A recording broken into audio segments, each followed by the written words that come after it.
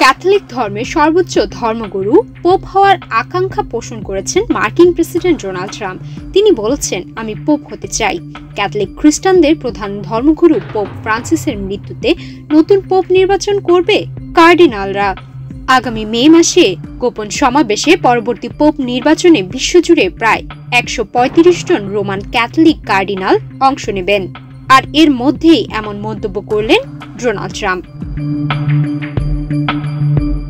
তবে ট্রাম্প আন্তরিকভাবে এই আকাঙ্ক্ষা পোষণ করেননি। রসিকতার ছলেই তিনি এই আকাঙ্ক্ষা পোষণ করেছেন। মার্কিন সংবাদ মাধ্যম পলিটিকোর খবরে বলা হয়েছে, ডোনাল্ড ট্রাম্প রসিকতা করে বলেছেন, ক্যাথলিক চার্চের পরবর্তী প্রধান হওয়ার জন্য তার 1 নম্বর পছন্দ তিনি নিজেই। এক সাংবাদিককে তিনি বলেন, আমি পোপ হতে চাই।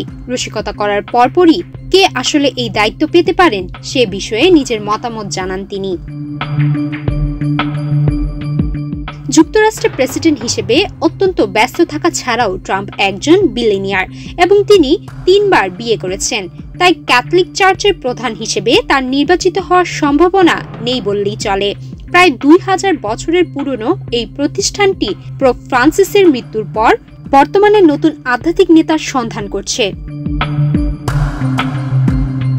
ফ্রান্সের উত্তরসূরি কে হওয়া উচিত এমন প্রশ্নের জবাবে ট্রাম্প বলেন, আমার কোনো পছন্দ নেই, তবে আমাকে বলতেই হচ্ছে আমাদের একজন কার্ডিনাল আছেন যিনি নিউ ইয়র্কের একটি জায়গা থেকে এসেছেন। তিনি খুবই ভালো, দেখা যাক কি হয়।